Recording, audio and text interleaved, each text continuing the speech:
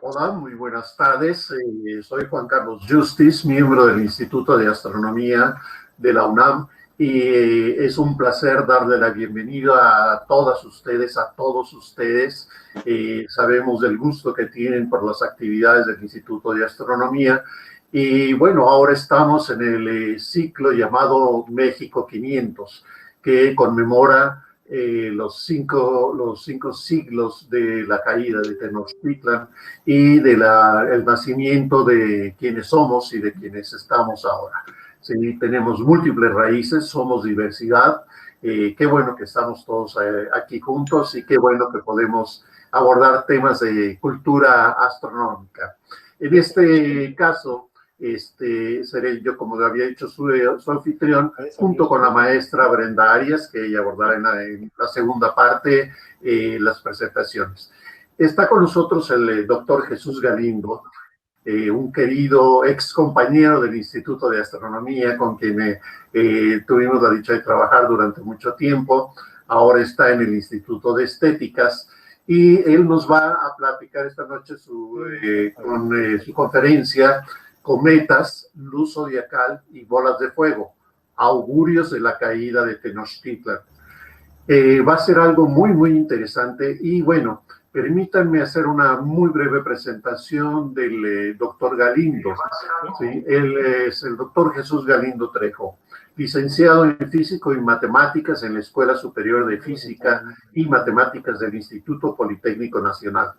Realizó estudios de posgrado en la Facultad de Ciencias de la UNAM. Obtuvo el doctorado en astrofísica teórica en la Ruhr-Universität de Bochum, en la República Federal Alemana. Fue investigador titular del Instituto de Astronomía de la UNAM durante más de 20 años en las áreas de plasmas astrofísicas y física solar. Dirigió el grupo del IA para la captura de información astronómica en el eclipse total de Sol en La Paz, en Baja California Sur, el 11 de julio de 1991. Próximamente ya tendremos unos eclipses también muy interesantes. Ojalá y nos platique un poco también el doctor. Actualmente es investigador en el Instituto de Investigaciones Estéticas de la UNAM. Su labor se centra principalmente en la arqueoastronomía del México prehispánico. Participa activamente en el proyecto interdisciplinario La pintura mural prehispánica en México, con sede en el Instituto de Investigaciones Estéticas. Otro interés en su investigación es la llamada astronomía cultural, que trata de la influencia y participación de la astronomía en el desarrollo de las culturas antiguas y presentes. Es miembro del Sistema Nacional de Investigadores y pertenece a la Unión Astronómica Internacional y a la Sociedad Interamericana de Astronomía Cultural. Ha realizado investigación arqueoastronómica en Malinalco, en el Templo Mayor de Tenochtitlan, en Teotihuacán, en Oaxaca, en Cacaxtla, en la Huaxteca, en Baja California y en algunos sitios de la región maya.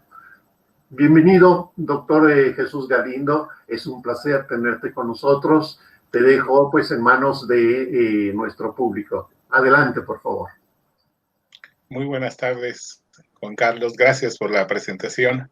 Para mí es un enorme gusto tener la oportunidad de platicar sobre estos temas en mi antigua sede de trabajo, que aún considero mi casa. Y yo creo que hay que aprovechar estas conmemoraciones para ilustrar el papel que jugó la astronomía en la historia de México. En particular, en esta ocasión he elegido algunos temas de corte histórico, por supuesto, pero que pueden tener, por supuesto, una implicación astronómica que conviene conocer. Cuando llegan los españoles a México, poco antes, aparecieron, según los cronistas, diversos fenómenos en el cielo que fueron interpretados como augurios de que venía alguien a cambiar el mundo de entonces. Bueno, estos augurios los historiadores han juntado como unos 20, 25 diferentes, desde que apareció La Llorona o personas con dos cabezas o cosas extrañas. Sin embargo, algunas de esas predicciones conectan con fenómenos en el cielo. Y eso es lo que yo les vengo a platicar esta vez. Entonces, si pudiéramos abrir el PowerPoint para empezar.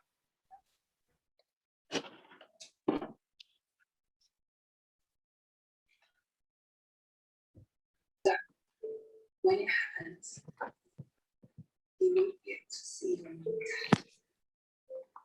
And they won't be A able ver, to see aparece. No veo nada. ¿Ustedes sí ven?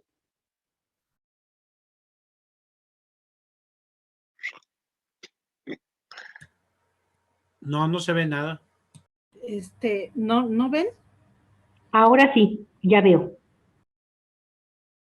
Doctor, tendría que abrir el Estoy PowerPoint viendo porque está compartiendo la misma un ventana. cuadro fantástico como de 2000 pantallas. No sé, a ver. Voy a cerrar esto. Y solo seleccionar el PowerPoint y darle pantalla completa. A ver, ¿usted va a seleccionarlo? Porque yo no lo usted veo aquí. selecciona nada Y más lo tengo ya el abierto. PowerPoint. Está en la parte de atrás de la pantalla. Lo alcanzo a ver atrás de este explorador. Sí. Bueno, Ahí entonces está. lo voy a... Bien, ahora lo voy a abrir. Y en pantalla, ahora sí en presentación, por favor. Bien, ¿ya lo ven? ¿Sí se Sí, observa? lo vemos muy bien. Bueno, entonces puedo empezar. Observan. Bueno, he querido empezar en esta portada con un cometa que se observó el año pasado apenas. Aquí se ve esplendoroso de alguien en Europa, en Holanda, que lo fotografió. Se ve claramente las dos colas, una de polvo y otra de plasma, porque vamos a hablar sobre un famoso cometa en esta ocasión. Bueno, para empezar, esta es una imagen típica que se presenta siempre para mostrar que los mexicas tenían sacerdotes especializados en la observación del cielo. Esta es una esquinita de una página de un documento llamado el Códice Mendoza. Es un documento que mandó hacer el primer virrey, don Antonio de Mendoza, para enviarlo al emperador. Los mexicas hicieron los dibujos, pero los españoles escriben aquí para que entendiera el emperador, y dice: esta pintura con ojos significa la noche. Alfaqui mayor, o sea, sacerdote mayor, está de noche mirando las estrellas en el cielo y en ver la hora que es, que tiene por oficio y cargo. Y vean, literalmente el sacerdote está echando ojo a otros ojos. Estos ojitos que aparecen en digamos, en esta región oscurecida, un semicircular, es el jeroglífico usual en Mesoamérica, en el centro de Mesoamérica, para significar estrellas. Claro, los mexicas tenían al sol como deidad principal, porque sabemos que es fuente de luz y calor, pero también del tiempo. Aquí a la izquierda, pues un ejemplo de ese culto, vemos la famosa piedra del sol o calendario azteca, que significa más que nada, debido a su belleza en el diseño, una manera de explicar historias de cosmogonía, de creación del mundo. A la derecha del padre Sagún, un cronista del siglo XVI, se capturó mucha información que escribió en náhuatl y en español. Presenta esta ilustración hecha por sus informantes indígenas, que muestra los rituales que se hacían al sol. Se encendía el fuego, se tocaban los caracoles, se extraía sangre de las orejas para ofrendarlo al dios solar, que aquí está disfrazado de hombre, o el hombre está disfrazado del sol. Algo fundamental que proviene de la observación del cielo, por supuesto, es la cuenta del tiempo. Y en Mesoamérica existió este sistema durante 3000 años, basado en la observación sistemática del Sol, porque una de las cuentas, fueron dos cuentas que corrían simultáneamente, consistía de 365 días, organizada en 18 periodos de 20 días, son 360, más 5 días para alcanzar el sol, porque el sol era el que daba el ritmo del transcurrir del tiempo. Y en paralelo, digamos simultáneamente, y empezando en el mismo momento, la otra cuenta de solo 260 días, organizada en 20 periodos de 13 días. Las dos cuentas empezaban al mismo tiempo, y después de los primeros 260 días se desfasaban, y cada uno se iba por su camino, y había que esperar 52 periodos de 365 días para que otra vez coincidieran y empezaran de nuevo.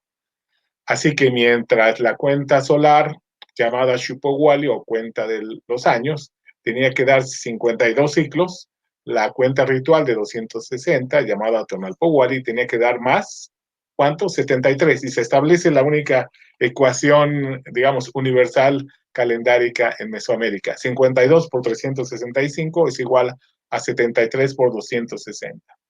Estos números calendáricos, 18, 20, 52, 73, 260, son fundamentales para entender, entre otras cosas, la práctica de orientación de estructuras arquitectónicas. Arriba aparece la deidad solar, Tonatiuh, finalmente lo pone en rojo porque se asoleó, yo me imagino, y atrás el... A ver, no quiere pasar.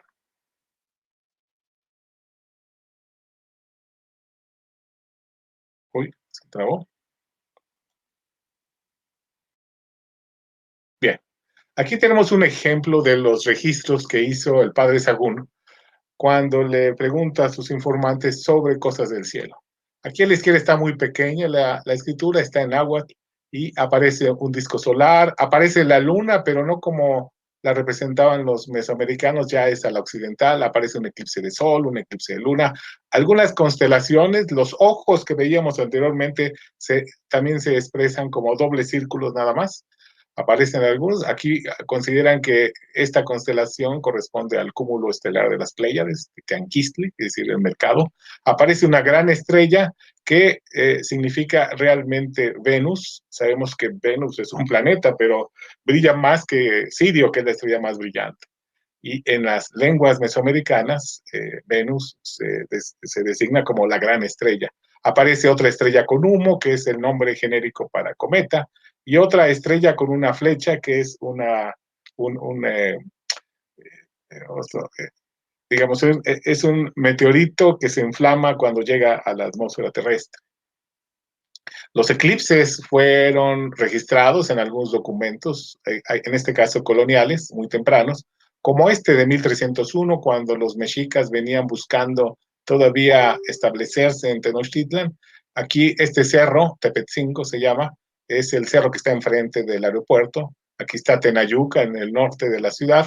Aquí dice, a los mexicas se les movió la tierra, tiene el glifo de movimiento y el glifo de tierra.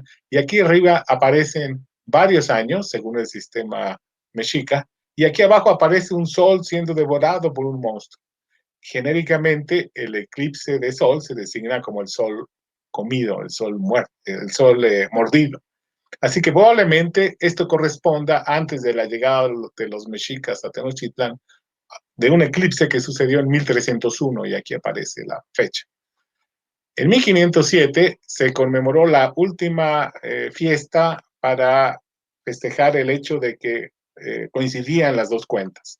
Esto es la ceremonia del fuego nuevo. Aquí se utilizaban dos palitos para, por fricción, obtener el fuego. Este es el Cerro de los Huizaches, que hoy se conoce como el Cerro de la Estrella. En ese año, 1507, hubo un eclipse. Aquí vemos parcialmente oscurecido. También hubo un temblor, alguien diría de magnitud 4, porque son 4 bandas, no sabemos realmente. Es decir, los eclipses son importantes porque, digamos, desde el punto de vista de la mitología prehispánica, son indicación de algo. Y empezamos con el primer presagio. Y esto no viene de Tenochtitlan, sino justamente de Tlaxcala. El cronista Camargo, Muñoz Camargo, del siglo XVI, por ahí escribe que más de 7 años contiguos antes de esta venida habían visto dentro del sol una espada de fuego que lo atravesaba de parte a parte, una asta que de él salía y una bandera de fuego resplandeciente, que estas cosas no podrían pronosticar sino la total destrucción y acabamiento del mundo. Bueno, el fin del mundo. Esta imagen que ven aquí está pintada por un pintor tlaxcalteca, Xochitl se llama, que representa justamente el encuentro de Cortés con los principales de Tlaxcala, y aquí arriba aparecen los augurios. Pero si esto lo escribe nada más, pues no sabemos exactamente la fecha, pero es obvio que se trata de la observación de un eclipse total de sol, porque es la única posibilidad que tenemos para observar a simple vista la corona, que es la digamos, la región atmosférica más caliente, pero a la vez la más tenue de la atmósfera solar. Así que probablemente aquí están avisando algo extraño que pasa. Bueno, el famoso cometa Moctezuma proviene generalmente de esta imagen tan bonita donde aparece una estrella occidental ya de picos con humo, que corresponde a una estrella humeante, que es decir, el cometa. Moctezuma, más bien un cronista, Fray Diego Durán, en el siglo XVI, escribe qué pasó entonces. Dice, un mancebo que representaba al dios Huitzilopochtli en una noche, hacia la parte oriental del cielo vio una gran cometa. Esa noche el soberano subió a un mirador que tenía en una azotea y muy atento observó el cometa con aquella cauda tan linda y resplandeciente. Moctezuma se llenó de estupor y de gran tristeza. Al otro día preguntó al mancebo el significado del cometa, pero este se declaró ignorante de las cosas del cielo y sugirió al soberano que mandase llamar a los astrólogos, hoy llamaríamos astrónomos, por supuesto. Sin embargo, ellos declararon no haber visto la nueva señal en el cielo. Esto provocó la cólera de Moctezuma, reprochándoles el poco cuidado que tenían en observar las cosas de la noche y los mandó encerrar en una jaula. Esto es ejemplar cuando nosotros astrónomos no hacemos correctamente la astronomía, nos pueden enjaular, diría alguien. Bueno, entonces el soberano mandó llamar a Netzahualpili, el rey de Texcoco, quien era famoso por ser un esmerado astrólogo, quien le dijo, y has de saber que todo su pronóstico viene sobre nuestro reino, sobre los cuales ha de haber cosas espantosas y de admiración grande. Habrá en todas las nuestras tierras señoríos, grandes calamidades y desventuras. No quedará cosa con cosa. Habrá muertes innumerables, perderse en todos nuestros señoríos, y esto será por permisión del Señor de la altura, del día, de la noche, del aire, de lo cual todo has de ser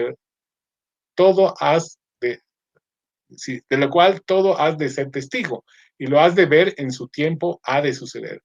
Porque yo ya, en yendo de tu presencia, me iré a morir, y sé cierto que ya no me verás más. Y esta será la postera vista que nos veremos en esta vida, porque yo me quiero ir a esconder y a huir de estos trabajos y aflicciones que te esperan. No desmayes ni te aflijas, ni te desesperes. Haz el corazón ancho y muestra ánimo y pecho varonil contra los trabajos de la fortuna. Entonces Moctezuma empezó a llorar amargamente, lamentándose de haber tenido la suerte de ser él quien fuera desposeído de todos los reinos. Aquí esta imagen muestra este diálogo entre Moctezuma y Netzahualpili. Netzahualpili es, yo diría, el primer o el más antiguo astrónomo identificado con nombre. Bueno, pues la muerte de Netzahualpili sucedió en efecto. Las crónicas dicen que en el año 11 Tecpat, que corresponde al 1516, murió. Esta imagen también del mismo cometa que mostraba al principio está en un entorno lacustre, que a lo mejor esa era la visión que pudo haber tenido Moctezuma. Si uno revisa catálogos de observaciones de cometas en otras regiones del mundo, pero que estén en el hemisferio norte, pues encuentra uno en forma admirable que el francés Alexandre Pingré y el norteamericano Ingrid Mather reportan en sus catálogos la observación en Europa de un cometa durante 1516 que brilló durante muchos días y que se consideró como un presagio de la muerte del rey Fernando el Católico, quien murió el 23 de enero de 1516. Así que podríamos plantear la propuesta de que el cometa Moctezuma fue el que observó en 1516 y lo asoció, pues, como Netzahualpili le comentó, a grandes tragedias para el imperio. Así que yo quiero afirmar que Netzahualpili es el primer astrónomo mexicano identificado. En el siglo XVII, a principios del siglo XVII, un cronista, Torquemada, habla de esta práctica de observación. Dicen, refiriéndose a Netzahualpili, dicen que fue un gran astrólogo, que se preciaba mucho de entender los movimientos de los astros celestes y con esta inclinación que a estas cosas tenía, hacía inquisición por todas las partes de los reinos, de todos los que sabían algo de esto y los traía a su corte y comunicaba con ellos todo lo que sabía, y de noche se subía a sus azoteas de su palacio y desde ahí consideraba las estrellas y arguía con todos los que de ellas dificultaban. Al menos yo sé decir haber visto un lugar en sus casas, encima de las azoteas, de 4 paredes, no más altas que una vara, ni más ancho el lugar que lo puede ocupar un hombre acostado. Y en cada esquina tenía un hoyo o agujero donde se ponía una asta en las cuales colgaba un cielo, y preguntando yo de qué se servía aquel cuadro, me respondió un nieto suyo que me había mostrado la casa, que era del señor de Nezahualpilli. De noche iba con sus astrólogos a considerar los cielos y sus estrellas, de donde inferí ser verdad esto que de él se dice, y pienso que el estar levantado a las paredes, una vara del suelo, y tener puesto un cielo de algodón o seda pendiente de las varas, debía de ser para mejor tantear el curso celeste. Vean, aquí ven los jeroglíficos. El nombre de Nezahualpilli había sido hijo de Nezahualcóyotl. Y aquí abajo, la zona arqueológica en Texcoco, que todavía existe, probablemente de lo que habla el cronista era algo así parecido como está en la imagen. Otro prodigio que apareció 10 años antes de la llegada de los españoles, el padre Sagún la describe. Dice: 10 años antes de que viniesen los españoles de esta tierra, apareció en el cielo una cosa maravillosa y espantosa, y es que apareció una llama de fuego muy grande y muy resplandeciente. Parecía que estaba tendida en el mismo cielo, era ancha en la parte de abajo y de la parte de arriba aguda, como cuando el fuego arde. Parecía que la punta de ella llegaba hasta el medio del cielo. Levantábase por la parte del oriente, luego después de la medianoche, y salía con tanto resplandor que parecía el día. Llegaba hasta la mañana, entonces se perdía de vista cuando salía el sol. Estaba la llama en el lugar en que está el sol a mediodía. Esto duró por espacio de un año. Cada noche comenzó en las 12 casas, el año 12 casas, y cuando aparecía a la medianoche, toda la gente gritaba y se espantaba. Todos sospechaban que era señal de algún gran mal. Esto que ven aquí es uno de los dibujos que presenta Sagún para mostrar, para acompañar esta descripción. En otros documentos se reporta también, por ejemplo, en el llamado Códice Mexicanus, que está en París, colonial temprano, muestra eventos que se dieron en cada uno de los diferentes años, y aquí aparece el mismo dibujo, básicamente, el glifo de tierra y el triangulito de luz. Y aquí está en agua descrito, que quiere decir la aurora se eleva. En otro documento, también del siglo XVI, aparece en otra representación el mismo fenómeno. Aquí vean que el cielo ya está plagado de estrellas occidentales, ya no son los ojos. Y abajo está escrito, dice: esta fue una de las maravillas que ellos vieron antes que viniesen los cristianos y pensaban que era Quetzalcóatl al cual esperaban. Bueno, pues, ¿qué pudo haber sido? Bueno, lo más seguro es que haya sido la luz zodiacal. Esta imagen a la izquierda, gracias a tener un cielo oscuro, como en el desierto de Atacama en Chile, uno de los mejores cielos, esa apariencia tiene justamente. La luz zodiacal es una luminiscencia blanquecina difusa comparable a la de la Vía Láctea. Se produce por la dispersión de la luz del Sol en partículas de polvo provenientes mayormente de los cometas y asteroides que se mueven en torno a él.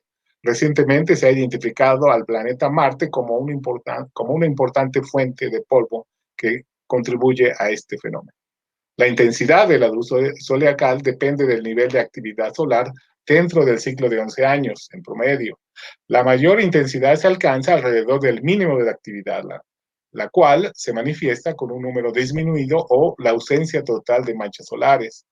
Un excepcional periodo de muy baja actividad sucedió entre los años 1460 y 1550, conocido como el mínimo de Sporer. De esta manera se identificó el mínimo de manchas solares hacia 1513. El evento observado por los mexicas en 1510 se trató de un evento de luz zodiacal resultado de un caso excepcional de baja actividad. Aquí arriba muestro una fotosfera, una superficie solar con muchas manchas, y a medio camino, digamos, que serían a 5 años y medio, pues no hay ninguna. Entonces, probablemente esto fue lo que observaron los mexicas. A ver, no quiere pasar.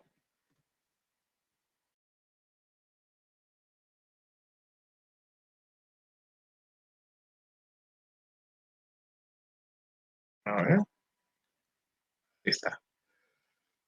Otro de los presagios, no muy conocido, pero es altamente significativo durante el evento de la conquista. Los mexicas ya estaban sitiados por las tropas españolas y sus aliados indígenas en agosto de 1521. La defensa heroica estaba llegando a su fin. El padre Sagún relata un suceso asombroso e inesperado del que fueron testigos los defensores de Tenochtitlan. Y dice, y se vino a aparecer una como grande llama. Cuando anochecía llovía, era cual rocío la lluvia. En este tiempo se mostró aquel fuego de color de sangre, se dejó ver, apareció cual si viniera del cielo. Era como un remolino, se movía haciendo espirales, iba como echando chispas, cual si restallara brasas, unas grandes, otras chicas, otras como leve chispa, como si un tubo de metal estuviera al fuego. Muchos ruidos hacía, retumbaba, chisporroteaba, rodeó la muralla cercana al agua y en Coyonacasco fue a parar. Desde allí fue luego a medio lago, allí fue a terminar. Nadie hizo alarde de miedo, nadie chistó una palabra. Bueno, aquí ven del documento del siglo XVI, el lienzo de Tlaxcala, el momento de digamos, del sitio que se dio a Tenochtitlan. Lo interesante aquí es que el padre Sagún describe esto y al siguiente capítulo inmediatamente dice, y entonces Cuauhtémoc se rindió. Es decir, esto pudo haber sido como un presagio de que algo ya tenía que pasar. De cualquier manera, los mexicas ya estaban prácticamente derrotados. Pero ¿qué es esto que pudieron haber visto? Bueno, según la descripción tan detallada que hizo Sagún, a partir de la información de los digamos, de los informantes mexicas, probablemente haya sido un relámpago esférico, rayo globular, centella o bola de fuego, que es un fenómeno asociado a los rayos atmosféricos. Son objetos esféricos, curiosamente, también luminiscentes, que se asocian generalmente con tormentas eléctricas. La mayoría surge casi simultáneamente con la descarga de un rayo entre una nube y la Tierra. Sus colores varían entre rojo, amarillo y azul. Su duración es de apenas algunos minutos. Se mueven horizontalmente a pocos metros por segundo. Alcanzan normalmente un tamaño del orden de decenas de centímetros. Estas esferas rotan sobre sí mismas, pueden atravesar paredes y ventanas sin provocar daños, pero en ocasiones pueden causar gran devastación. Algunas, al girar, emiten sonidos, suelen desaparecer en silencio y en forma explosiva.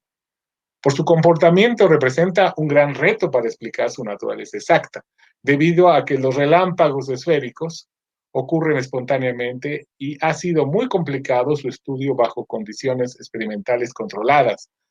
Por eso hay muy pocas fotografías, esa es una rareza, porque pues sucede y no toda la gente tiene una cámara inmediatamente ahí a la mano. Tal vez ahora con los teléfonos celulares pueden aparecer más. Una teoría plantea que es un plasma altamente ionizado contenido por campos magnéticos autogenerados. En fin, hay como una docena de explicaciones, pero que ninguna satisface a todas las posibilidades. Así que esto está por aclararse. Así, si el cronista dice que justamente el día posterior a la noche en que vieron los mexicas la bola de fuego, se rindieron. Se reconoce, por lo tanto, la notable precisión con la que los informantes de Sagún describieron a la bola de fuego, que se convirtió en el preámbulo de la capitulación de Tenochtitlan. Al día siguiente de esta observación, el tlatoane Cuauhtémoc rindió la capital mexica. Aquí, casi ya por último, no es en sí una predicción asociada a algo que podamos plantear como una explicación astronómica, física. Pero es muy interesante porque una de estas predicciones tiene que ver de que de pronto del lago localizaron una ave que tenía en su cabeza un espejo. Se lo llevaron a Moctezuma. Moctezuma vio entonces las estrellas y vio justamente una estrella que se identifica con el nombre de Mamalhuastli. Se espantó, se lo alejaron. Poco después observó de nuevo y entonces vio personajes extraños que venían cabalgando en venados, porque era el animal más cercano a un caballo. Bueno, aquí he tratado de armar el asunto. Esta es una grulla que vive en Norteamérica, en el continente norte.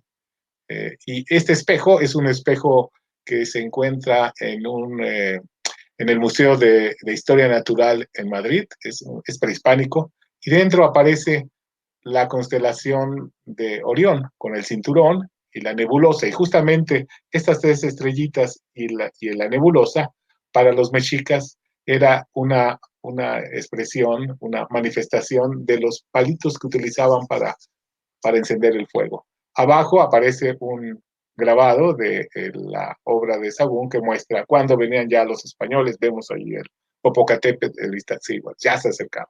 Es una predicción que pues tiene que ver con el cielo, pero pues bueno, es nada más genéricamente relacionado con el cielo, pero es interesante. Aquí aparecen estrellas. Bueno, finalmente, esta imagen de los 50, que es la primera, digamos, reconstrucción hipotética de Tenochtitlan proveniente del arquitecto Ignacio Marquina, habla, digamos, de hasta entonces qué se conocía de cómo fue la ciudad. Las fuentes etnohistóricas en torno al momento del contacto de Mesoamérica con los europeos nos informan sobre la notable capacidad de los observadores prehispánicos para registrar diversos fenómenos celestes. Asimismo, narra la influencia de estos en el marco de la idiosincrasia religiosa y emocional de los pueblos del centro de México. Para muchos se cumplieron las predicciones apocalípticas y por supuesto que pues, la historia no podía detenerse y esto significó, sin lugar a dudas, que la realidad de lo que hoy es México cambiaría y empezaría nueva época en la cual todavía vivimos, por supuesto. Con esto termino. Muchas gracias. Muy bien. Doctor, agradecemos muchísimo su intervención y vamos a dejar las preguntas para el final de las dos pláticas y se las iremos haciendo a quien correspondan. Entonces, ustedes podrán ya irlas planteando en el chat y después al final de las pláticas las retomaremos.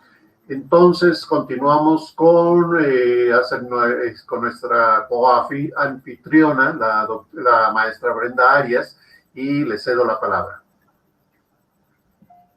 Muchas gracias a todos, buenas noches. Interesantísima la charla del doctor Galindo y justo la vamos a relacionar con la charla que nos va a presentar el día de hoy la doctora Irene Cruz González.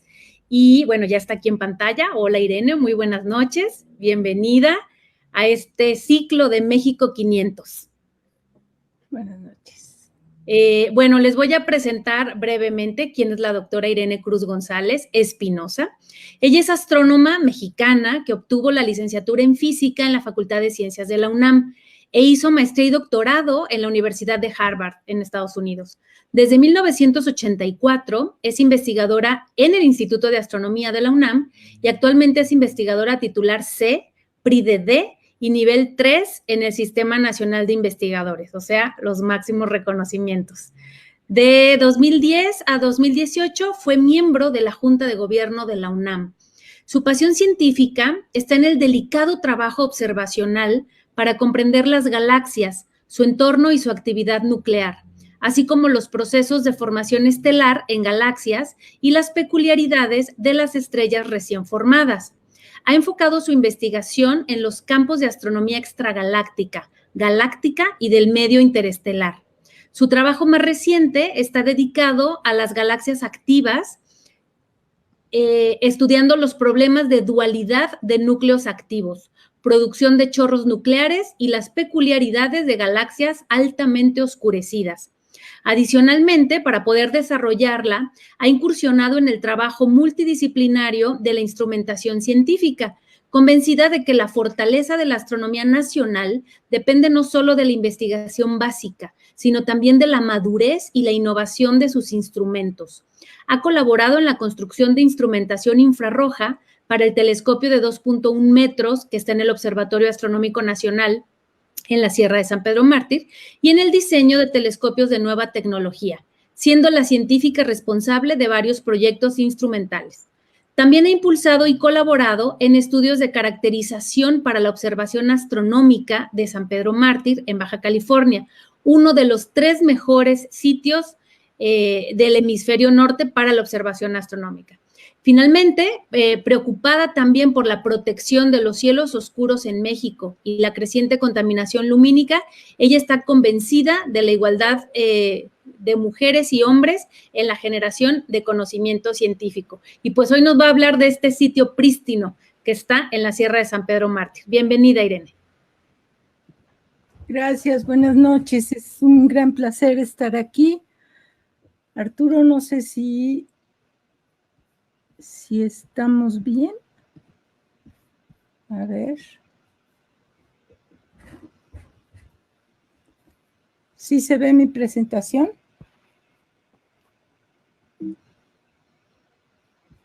¿Arturo o no? Sí. A ver. ¿Sí se ve la presentación, doctora? ¿Se ve perfecta? Bueno, ahorita si le da a comenzar a la presentación. Ok. La play. Muy bien, sale. Bueno, Perfecto. pues esta segunda charla es parte de un ciclo de protección de cielos oscuros en México. Vamos a presentarles 4 pláticas y una mesa redonda dentro de este programa de México 500. No avanza. No avanza. Ahí está. Bueno, lo primero que quiero presentarles es la galaxia que es nuestra casa, la galaxia en la que vivimos. Esta es la Vía Láctea. Si ustedes se van a un lugar muy oscuro del planeta Tierra y en una noche sin luna, es posible observar una enorme banda luminosa irregular en el cielo. Esta es nuestra galaxia con mayúscula, ¿sí? Galaxia viene de los griegos, ¿sí? Galaxias Kyklos, que quería decir círculo lechoso, o Vía Láctea en el caso de Camino de Leche para los romanos, Río de Plata para los chinos, Río del Dragón para los coreanos, Camino de Santiago para los españoles, Río del Elefante Blanco para los tailandeses, y en nuestras culturas era la serpiente de huesos blancos para los mayas y serpiente de nubes para los xochicalcas. Fíjense que Jesús Galindo les habló de la luz zodiacal. Si nosotros miramos ese cielo estrellado en el hemisferio norte, esta es la luz zodiacal de la que hablaba Jesús. Pero yo quiero enseñarles, además de la luz zodiacal, lo más importante, nuestra Vía Láctea, nuestra galaxia que está aquí, y la única galaxia que podemos ver a simple vista desde el hemisferio norte, que es la galaxia de Andrómeda, que estoy aquí marcando con un circulito. Entonces, los antiguos mexicanos podían mirar la Vía Láctea y también la galaxia de Andrómeda. Tuvimos que esperar a que viniese Galileo Galilei para observar esta banda luminosa, la cual confirmó la observación de Demócrito. Fíjense que Demócrito le atribuyó a un conjunto de estrellas innumerables tan cercanas entre sí que resultan indistinguibles. ¿Qué nos dice Galileo en su libro El mensajero sideral cuando después de observar la Vía Láctea? Dice, por medio del telescopio es fácil ver la contextura de la Vía Láctea. La galaxia no es otra cosa que una acumulación de estrellas unidas en un enorme conglomerado, porque a donde quiera que dirige el telescopio, al momento se muestra una gran multitud de estrellas. De estas estrellas, muchas son visibles y muy grandes. En cuanto a la enorme muchedumbre de las pequeñas estrellas, esta no puede explorarse totalmente. Ya Galileo nos estaba diciendo que estos sistemas como Andrómeda tienen miles de millones de estrellas. Fíjense que aquí está la luna, una fotografía de la luna superpuesta en la galaxia de Andrómeda, para que entendamos por qué es posible verla a simple vista. Solo 3 galaxias son observables a simple vista. Andrómeda, que ya les mostré, que para los que vivimos en el hemisferio norte, y para los privilegiados del hemisferio sur están las 2 nubes de Magallanes, que están en esta figura a la derecha. ¿Dónde vivimos? Fíjense, este es un conjunto de imágenes astronómicas de todas las nebulosas que componen, y nubes de polvo, etcétera, que componen a nuestra galaxia. Y nosotros andamos por aquí. Fíjense, desde ahí es que estudiamos todos los objetos del universo. Para los antiguos, como nos mostró Jesús, bueno, pues está la Vía Láctea, están estos cielos enormemente estrellados. Ellos podían ver, por ejemplo, la luna en todas sus fases, los cometas, algunos planetas, entre otros objetos astronómicos. Ahora, déjenme preguntarles, cuando una astrónoma o un astrónomo les dice estoy observando, ¿qué quiere decir?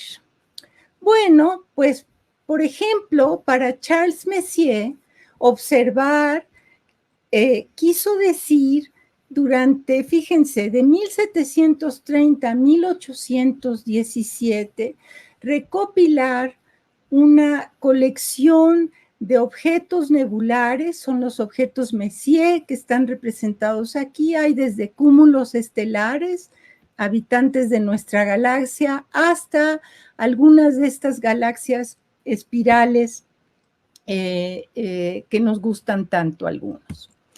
Bueno, ¿qué recibimos de los objetos astronómicos? Pues principalmente la luz o la radiación electromagnética.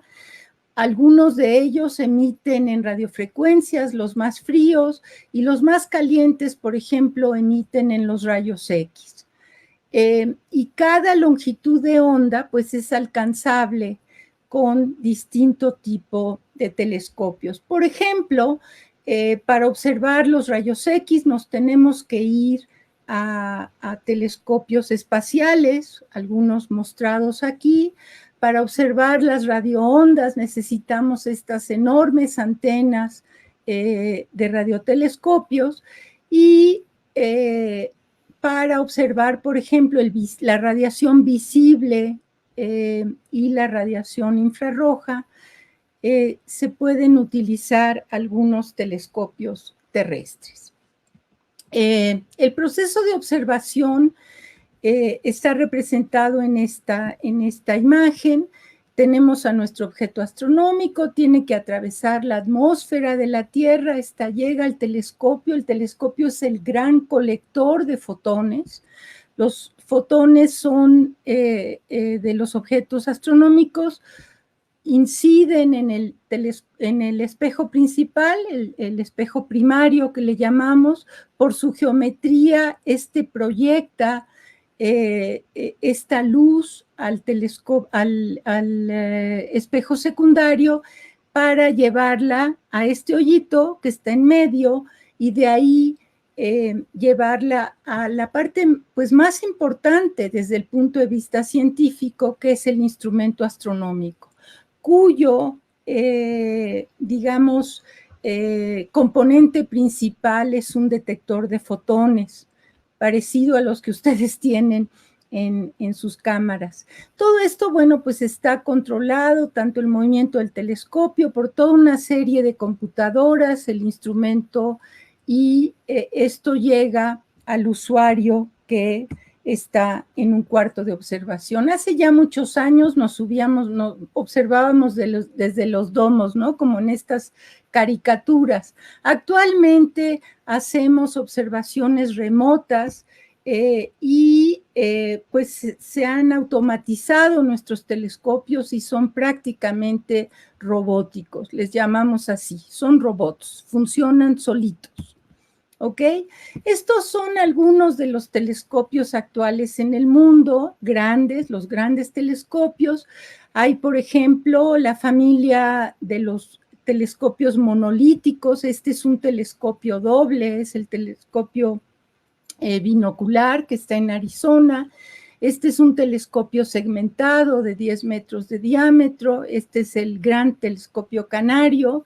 Y hay telescopios grandes también, con espejos monolíticos. Debido a la gravedad, al peso de estos espejos, pues no se pueden hacer monolíticos de más de 8 metros y tenemos que recurrir a la tecnología de los espejos segmentados. Bueno, una parte fundamental, como les mencionaba, de los objetos astronómicos, de los telescopios, son los instrumentos astronómicos.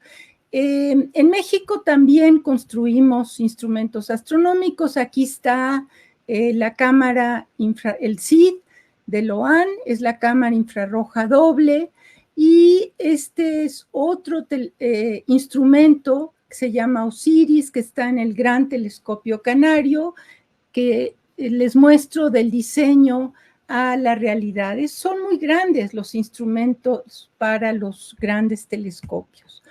Bueno, pasemos a otro tema. Fíjense que en los observatorios terrestres que tienen condiciones realmente privilegiadas, tanto de humedad como de altitud y de calidad del cielo, despejado y oscuro, se realiza en la actualidad mucho del trabajo en las bandas visible e infrarrojo del espectro electromagnético que podemos alcanzar desde la Tierra. Este es el telescopio en Mauna Kea, Hawái.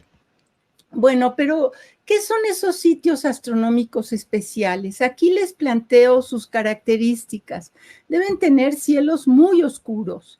Los objetos deben verse con mucha nitidez, es decir, deben tener poca turbulencia en la atmósfera. Deben tener muchas noches despejadas al año y muy baja nubosidad, ¿sí? Deben estar en montañas elevadas, donde en general hay baja humedad. Y un último es que no debe haber cambios bruscos durante la noche en estos sitios prístinos para la observación astronómica. Si nosotros vemos un mapa del planeta en la noche, podemos identificar esas zonas oscuras, ¿sí? Del planeta Tierra. Aquí, por ejemplo, está Chile, aquí está Chile, esto es África, Australia. Vean, por ejemplo, Europa está completamente iluminada, así como parte de Norteamérica. Y apenas la ven, pero aquí está la península de Baja California, donde se encuentra San Pedro Mártir, que es uno de los pocos sitios oscuros de la Tierra e ideal para la observación astronómica. Aquí está otra representación del brillo del cielo. Aquí está nuevamente Norteamérica y aquí algunos de los sitios astronómicos más importantes en el mundo: las Islas Canarias, las islas de Hawái y San Pedro Mártir en el hemisferio norte. Lamentablemente, esta es una fotografía que después vamos a mostrar otra vez. Esto es la contaminación lumínica que producen estas grandes ciudades. Pero ¿dónde está San Pedro Mártir? Bueno, pues si ustedes viajan a la península de Baja California, aquí estaría el Mar de Cortés, aquí está el Pacífico, aquí está la ciudad de Ensenada, Y San Pedro Mártir está al sur oeste de Ensenada. Es un parque bastante grande. Aquí, por ejemplo, están algunas fotografías del lugar, una colección de fotografías. Resulta que el San Pedro Mártir realmente es un sitio astronómico privilegiado y está entre los 4 mejores del mundo. Ay, perdón. Pero bueno, llegamos al Parque Nacional de San Pedro Mártir. Este es un área natural protegida de gran belleza y atractivos naturales. Fíjense que en San Pedro Mártir hay una colección como de 40 mamíferos, más o menos. Aquí están el venado bura y el venado cola blanca. También tenemos coyotes, gatos monteses, borregos cimarrón, pumas. No son los de la UNAM, aunque sí son los de la UNAM los que están en San Pedro Mártir, y por ejemplo zorros. Sí, estas son la colección de algunos de los mamíferos que hay en San Pedro Mártir. En cuanto a las aves, hay 80 tipos de aves distintas. Aquí les pongo 2 de las que a mí me parecen más fascinantes, ¿sí? Por un lado, aquí está el águila real, que domina los cielos más altos en la sierra, en San Pedro Mártir, y las otras fotografías son del cóndor californiano, que es muy, muy especial para nosotros. Fíjense que estaba ya extinto en San Pedro Mártir, y hace 15 años fue reintroducido a la sierra por un par de biólogos que ojalá algún día nos den una charla porque son maravillosos. Y ahora ya hay más de 40 ejemplares en San Pedro Mártir y es muy común verlos volar en esta zona. Bueno, en cuanto a la flora, pues hay un montón de pinos de varios tipos, son estos gigantes, árboles gigantes, que aquí están algunos de los nombres: el ocote, que es conocido por nosotros, y varios tipos de oyameles, cipreses, etc. Es importante notar aquí que lamentablemente San Pedro Mártir es un sitio de muy baja humedad, ¿sí? Es de hecho un bosque en extinción. En unos millones de años, en realidad, San Pedro Mártir ya no tendrá esta vegetación tan maravillosa. Pero bueno, vayamos ahora a los telescopios. Este es el telescopio de 2 metros, que ha sido el caballito de batalla de muchos astrónomos en el país. Aquí estamos celebrando su 40 aniversario, fue inaugurado en 1979. En San Pedro Mártir es un laboratorio nacional, pues necesitamos tener un campamento, y aquí están fotografías del viejo campamento y del campamento de las habitaciones actuales, donde tenemos pues cocina, comedor, biblioteca, salas, etcétera, ¿no? Oficinas, una buena infraestructura, ¿sí? Aquí están algunos de los telescopios, los 3 caballitos de batalla para ciencia con varios instrumentos, equipados con varios instrumentos, y algunos de los nuevos telescopios que son robóticos, dedicados a ciencia específica. En esta otra imagen les muestro más o menos la localización de los 3 caballitos de batalla en lo que llamamos el summit, o la zona, digamos, de la observación.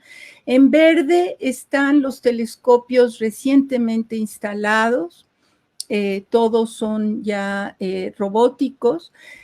Hay unos, en amarillito está en construcción, hay unos muy lindos. Miren, por ejemplo, está este telescopio, que son 6, en realidad está compuesto por 6 telescopios de 0.3 metros de diámetro. Y es para observar campos muy, muy grandes. Aquí también resaltan 2 cosas. El sitio en rojo, el sitio donde colocaremos en algún momento el telescopio SPM, que está aquí, de 6.5 metros de diámetro. ¿Sí? Aquí está el futuro telescopio que está en diseño final. Estas son 2, digamos, maquetas, tanto del telescopio. El espejo principal tiene 6,5 metros de diámetro y este es el diseño actual del edificio que lo albergará. Bueno, fíjense que aquí hago un regreso a las galaxias y a su importancia. Las galaxias son realmente los ladrillos constructivos del universo. Aquí les presento 2, una hermosa espiral. Miren, estos son sus brazos espirales, y una galaxia que a mí me fascina, que es la galaxia de la Carreta. Estas galaxias están constituidas por miles de millones de estrellas, gas y polvo, todos unidos por su propia gravedad. Para poderlas estudiar necesitamos esos grandes telescopios y esos instrumentos especiales que construimos. Ahora, finalmente, el último tema que quisiera tocar es cómo creen que nos podrán ayudar a continuar estudiando los secretos de las débiles y maravillosas galaxias. Bueno, pues necesitamos mantener la oscuridad del cielo en San Pedro Mártir, un sitio astronómico privilegiado, ¿sí? Esta es la oscuridad, una fotografía de la oscuridad del cielo en San Pedro Mártir. Vean la belleza de la Vía Láctea y el cielo verdaderamente estrellado. Si uno va ahí y en la noche siente que el cielo casi se les cae en las cabezas, como Asterix y Obelix. Este es el telescopio de 2 metros ya en el amanecer. Está a punto de cerrarse. Mire, aquí se ve ya que el sol está a punto de salir y vean la plenitud del cielo estrellado a pesar de que ya empieza el sol a amanecer.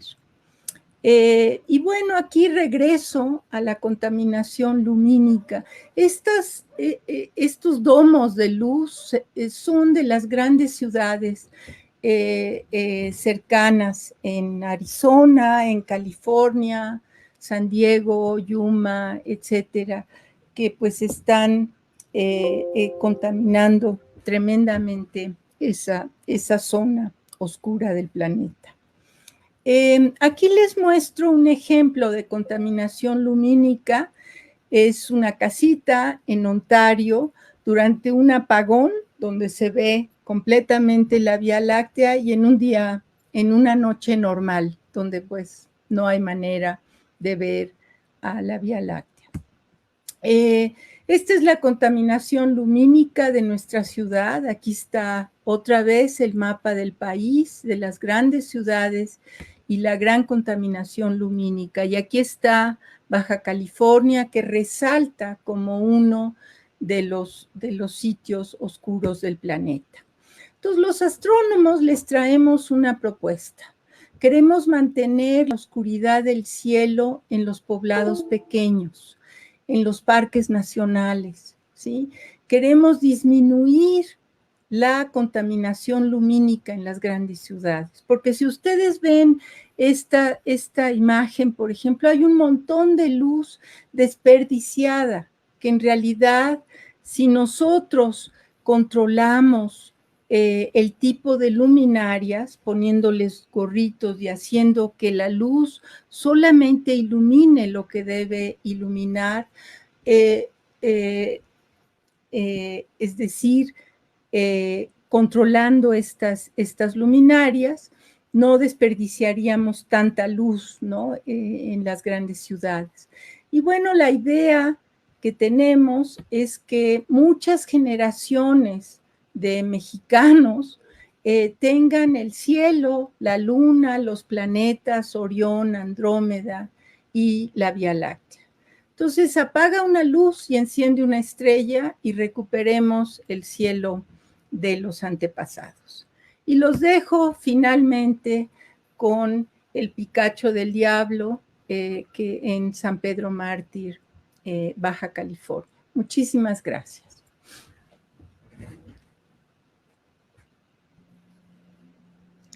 Muchísimas gracias, Irene. Fabulosa tu plática. Hay muchísimos comentarios, felicitaciones.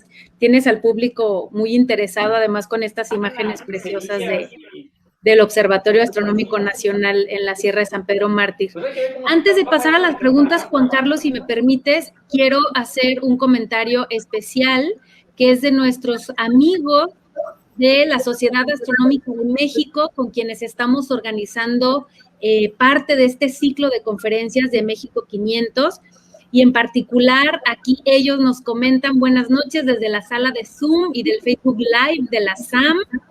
Mandan ellos felicitaciones al doctor Jesús Galindo, a la doctora Irene. Dice David León Salinas, lo felicita y dice que es un gran ejemplo para todos por sus investigaciones de astronomía en México por civilizaciones ancestrales. Entonces, bueno, con esto quiero enmarcar que son colegas nuestros con quienes estamos organizando este ciclo. Y Juan Carlos, si quieres empezar con las preguntas. Sí, bueno, también nada más estoy muy contento con que nuestros amigos de la Sociedad Astronómica estén con nosotros y además retransmitiendo.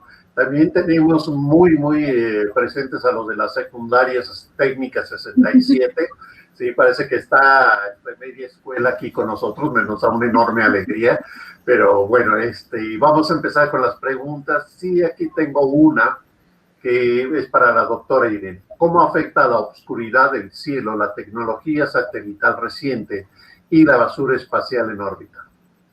Bueno, pues terriblemente. Estamos muy preocupados por estas constelaciones de satélites que se están poniendo para telecomunicaciones, y pues hay todo un movimiento de astrónomos en el mundo tratando de pues limitar tal vez por unas horas que durante las noches en distintos lugares del planeta que estas constelaciones operen.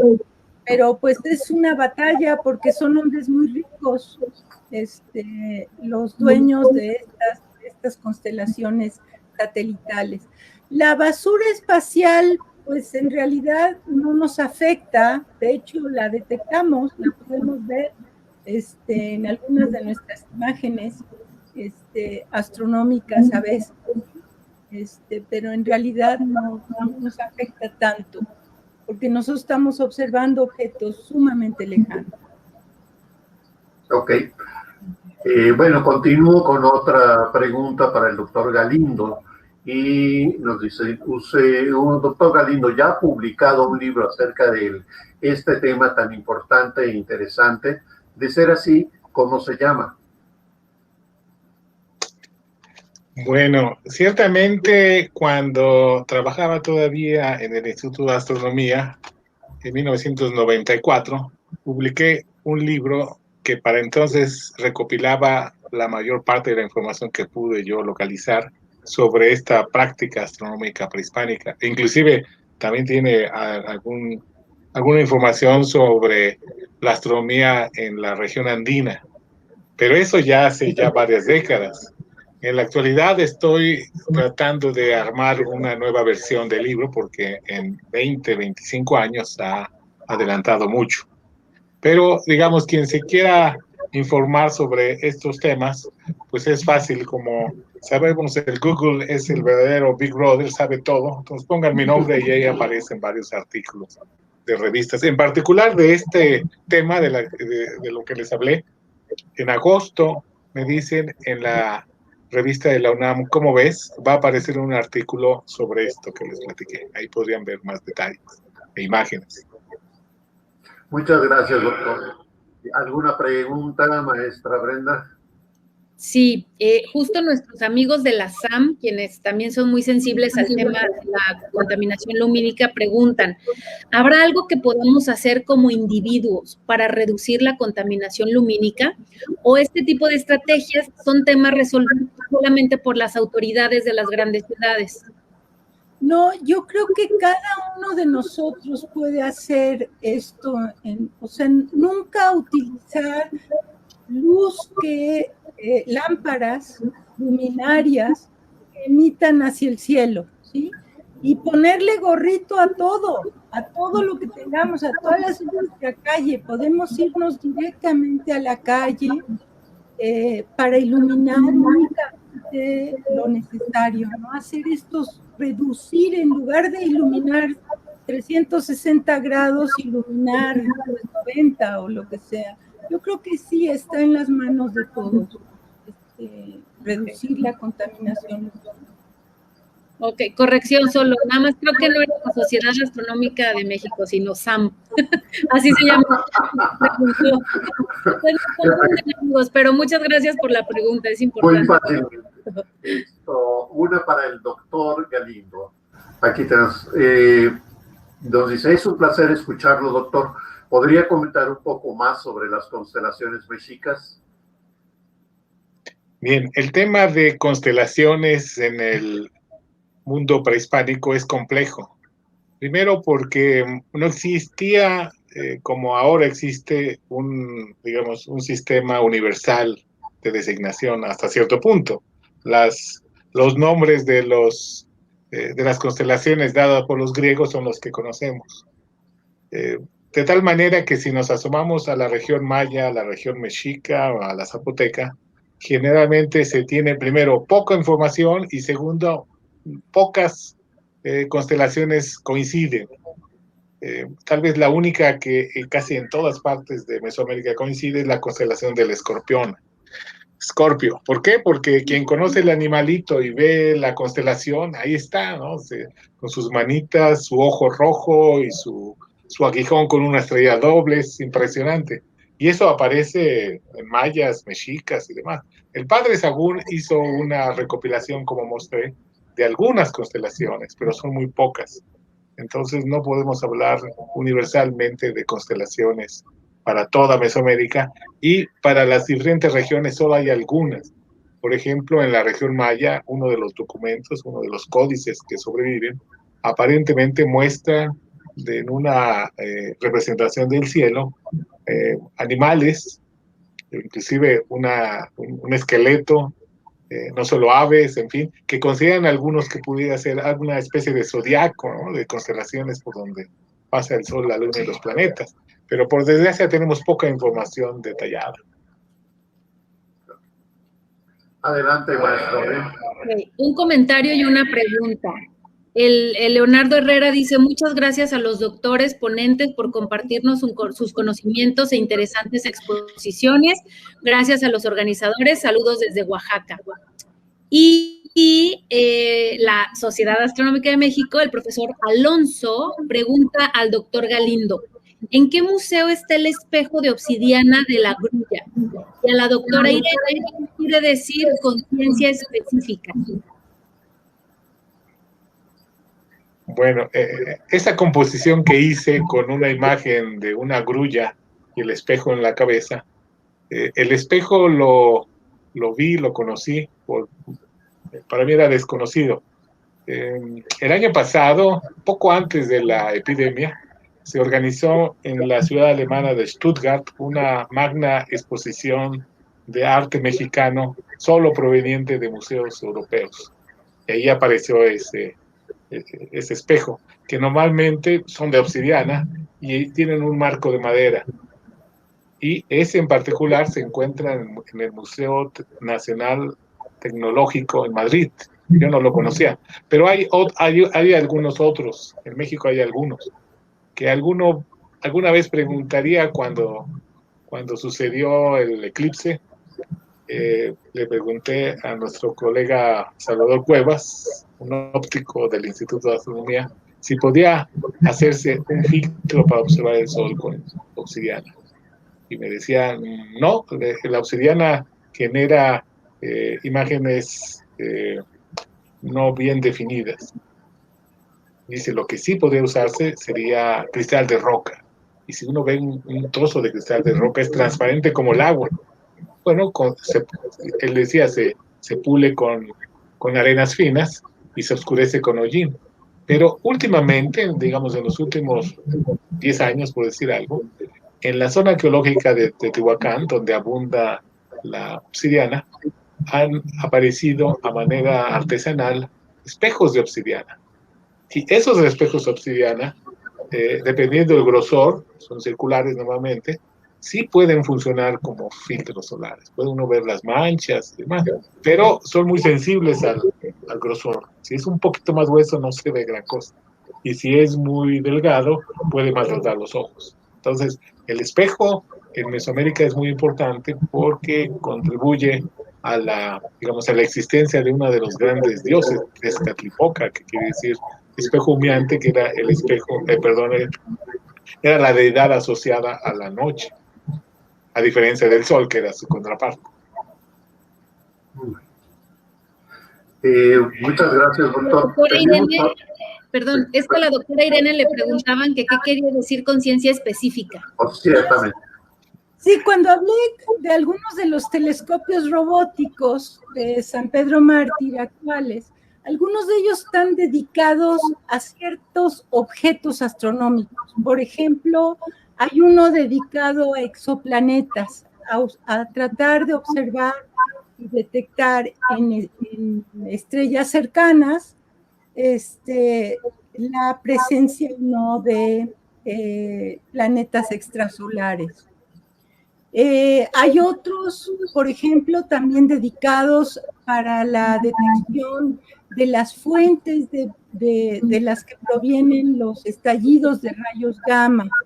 Hay varios de estos telescopios, y hay otros, los TAOS, que están, por ejemplo, dedicados a estudiar los objetos transneptunianos.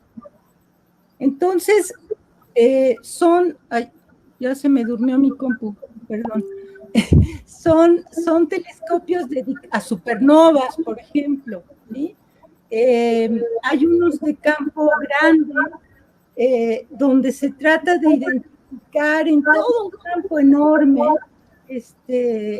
cuál es la fuente de la que provienen, por ejemplo, los estallidos de rayos gamma, o también las fuentes de las ondas gravitacionales detectadas recientemente, ¿no? Entonces, a eso me referí con ciencia específica, ¿sí? Hay de uso general y así les llamé, pero pues a lo mejor es incorrecto, pero dedicados, digamos.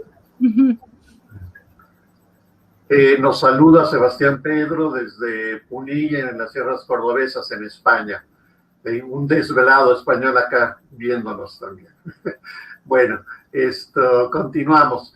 Aquí hay un comentario interesante desgraciadamente llegó tarde y nos dice: hace algunos años hubo en Europa un proyecto de ciencia ciudadana para cuantificar la contaminación lumínica. A grandes rasgos se trataba de elaborar cuenta de estrellas de manera casera y subir los datos recolectados a una app. ¿Saben si hay o hubo algo así para México? No, que yo sepa no, pero en la siguiente conferencia vamos a tener a nuestro experto realmente en estos temas. De hecho, es quien ha promovido la ley de control de contaminación lumínica en el municipio de Ensenada. yo creo que él nos podría aclarar. Que yo sepa, no ha habido esta participación, pero sí hay participación en pues toda la preservación, por ejemplo, de los parques nacionales.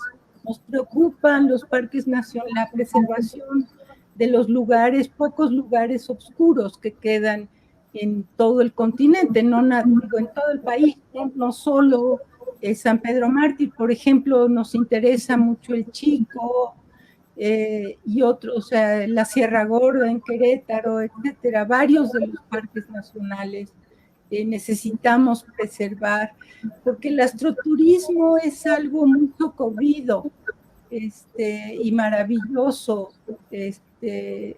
para gozar, pues, tanto niños como adultos, ¿no? Observar el cielo, los de la SAM, ¿qué les puedo decir, verdad?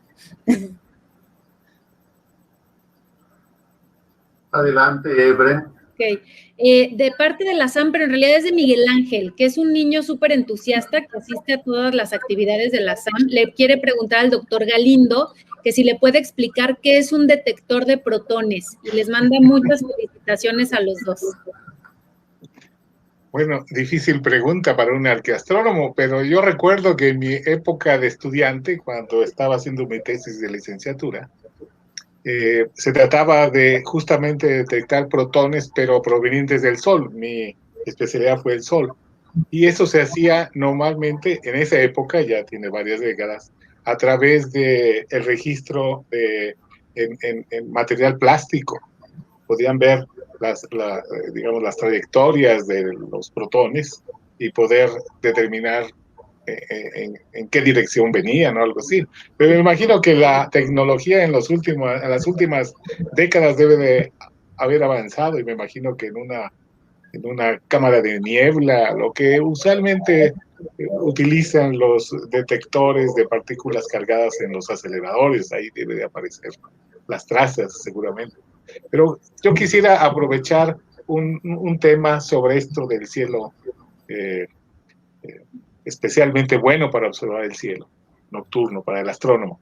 Yo recuerdo que hace años, y todavía prevalece, en una fotografía ya de buena resolución nocturna, tomada por satélite de México, por supuesto aparecía como una gran isla la región del norte de la península de Baja California, San Pedro Mártir.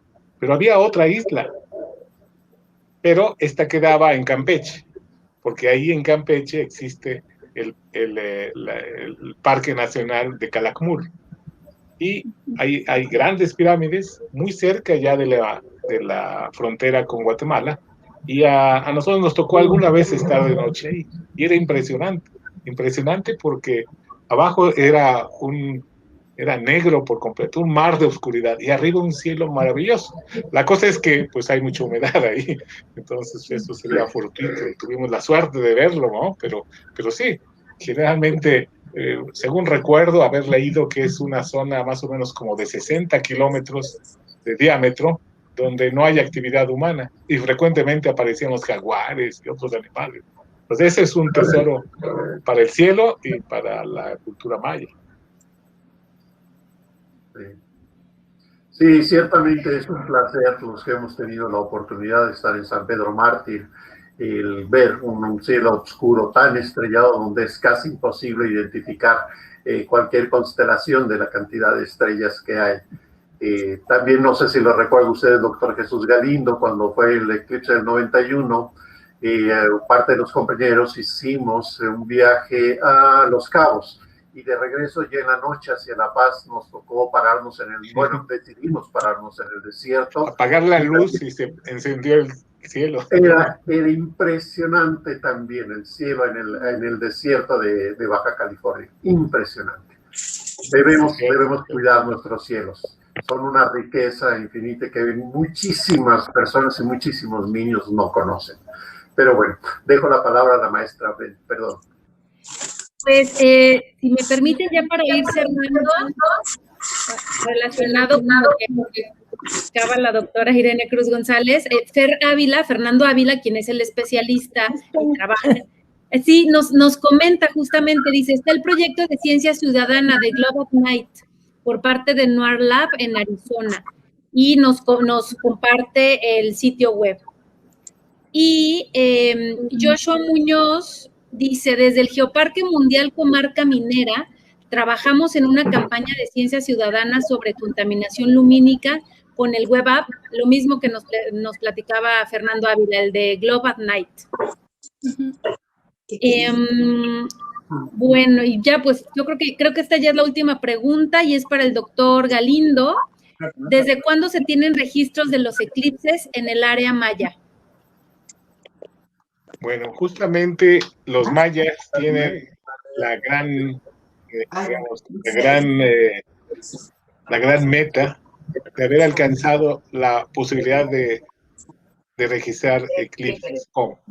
Bueno, en varias páginas del Códice Maya que se encuentran en la ciudad alemana de Dresden, aparecen registros iconográficos, es decir, dibujos donde aparece el glifo del sol oscurecido, como alrededor con alas de mariposa, y colgado, digamos, de unos rectángulos que los mayistas han identificado como objetos del cielo. Y abajo aparece normalmente una especie de serpiente, un dragón o algo así, en el momento de querer comerse ese conjunto. Es lingüísticamente maya yucateco lo que significa eclipse de sol, o sea, es Chivilquín, que significa el sol mordido. Y además aparecen en el sistema maya calendárico, aparecen fechas a lo largo de unos 30 años, y lo admirable es que estas fechas corresponden a eclipses reales. Y lo interesante más aún es que no todos se observaron desde la región maya. Yo siempre digo, es como lo que hace un astrónomo moderno. Calcula no solamente lo que puede ver desde su ventana. Entonces, eso es, yo pienso, uno de los grandes avances de la astronomía prehispánica en el caso de los mayas. Ahora, ¿qué tan atrás existen registros? Pues no es fácil seguirle la pista porque en el caso de los mayas, fuera de esto que iconográficamente se puede identificar como eclipses y a través de los números, por ejemplo, en ese códice de Dresden aparecen cuentas de números, es 177, 145 y múltiplos, así. Y para alguien que no sea astrónomo dice, ¿y eso qué? No, resulta que son 5 y 6 veces el mes lunar de 29.5. Y es el número de días que transcurren entre un eclipse de sol y el siguiente de luna. O sea, ahí está sin duda prueba de que seguían el fenómeno de eclipses. ¿Qué tan atrás? Es muy difícil. Si nos vamos hacia el Olmeca, pues ahí el problema es que no hay tanta información, no hay documentos.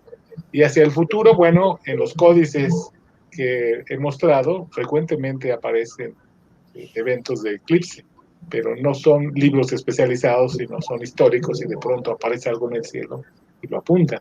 Pero es un tema todavía abierto y necesario de investigar, seguramente. Pues bien, ha ganado el tiempo, como de costumbre, ha sido unas charlas interesantísimas de los doctora Irene Cruz González. Les agradecemos muchísimo su presencia y la aceptación de estar con nosotros. Doctor Jesús Galindo, pues seguimos con estos temas. También veremos nuevamente a la doctora Cruz González. En verdad, muchas gracias a todos ustedes, a todas ustedes por estar aquí con nosotros. Sí, la ciencia es divertida también y podemos disfrutarla y el conocimiento siempre nos llena el alma. Bienvenidos todos. Muchas gracias y nos vemos muy pronto. Estén al pendiente. Hasta la próxima, muchas gracias. Buenas noches. Hasta luego, Irene. Hasta luego, Juan Carlos. Hasta luego, Brenda. Hasta luego. Que les vaya bien, que pasen buenas. Hasta luego, querida Brenda. Adiós.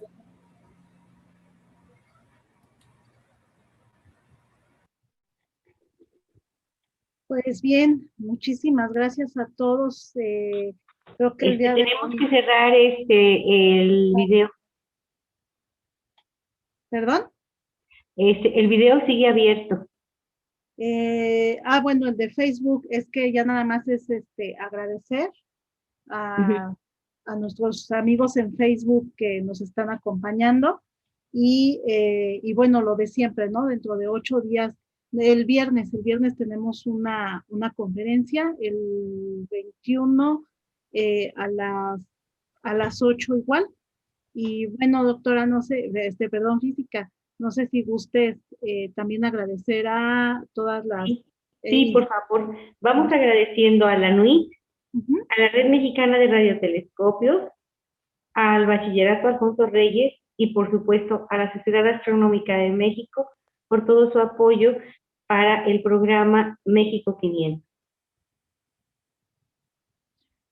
Pues muchísimas gracias a todos.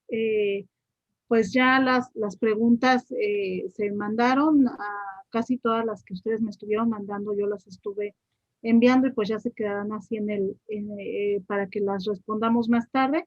Y pues agradeciéndoles a todos su participación el día de hoy. Y bueno, porque en algún momento lo podrán ver, pues va a mandarles un aplauso tanto al doctor Jesús Galindo como a la doctora Irene Cruz. Por favor, si gustan abrir sus micrófonos.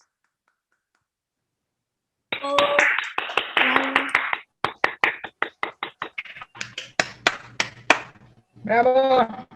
Bien, pues que pasen una bonita noche, se los agradecemos y nos vemos aquí el viernes a las 8, tenemos una cita, y el próximo miércoles también con otra conferencia. Y bueno, les agradecemos mucho su presencia el día de hoy.